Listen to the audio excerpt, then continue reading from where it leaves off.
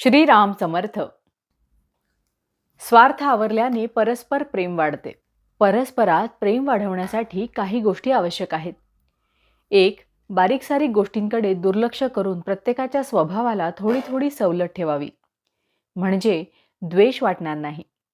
दुसरी, सर्वांना प्रेमाची अशी जी एखादी जागा असेल त्याकडे दृष्टी ठेवावी.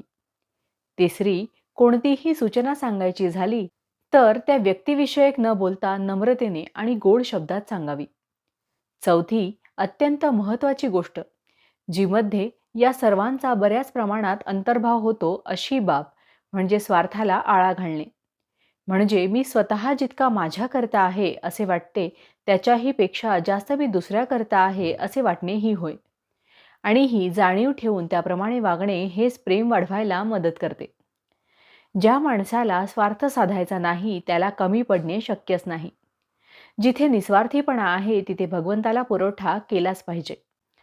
आता स्वार्थाचा विचार करताना असे सहज वाटते की मी कुठे स्वार्थी आहे, मी कुठे कुणाजवळ काय मागतो.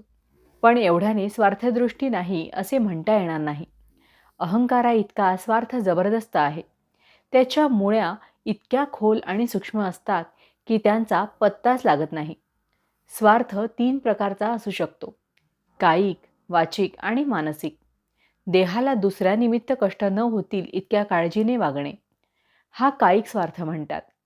माझ्या बोलण्याला सर्वांनी मान डोलवावी.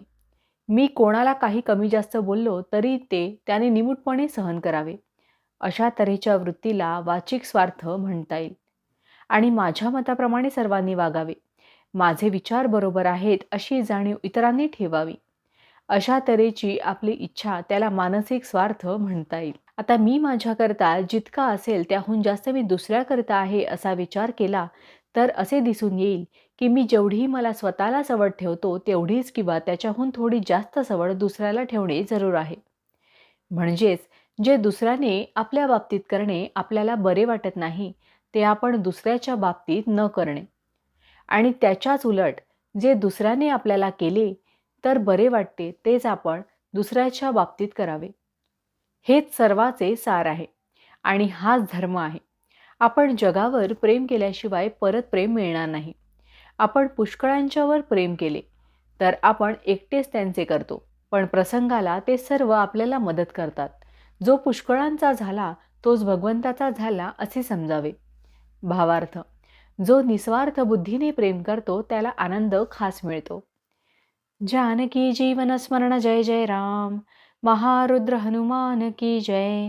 समर्थ रामदास स्वामी महाराज की जय. सब संतन की जय. श्री अनंत कोटि ब्रह्मांड नायक राजाधिराज सच्चिदानंद सद्गुरु श्री ब्रह्म चैतन्य महाराज की जय. जय जय रघुवीर समर्थ.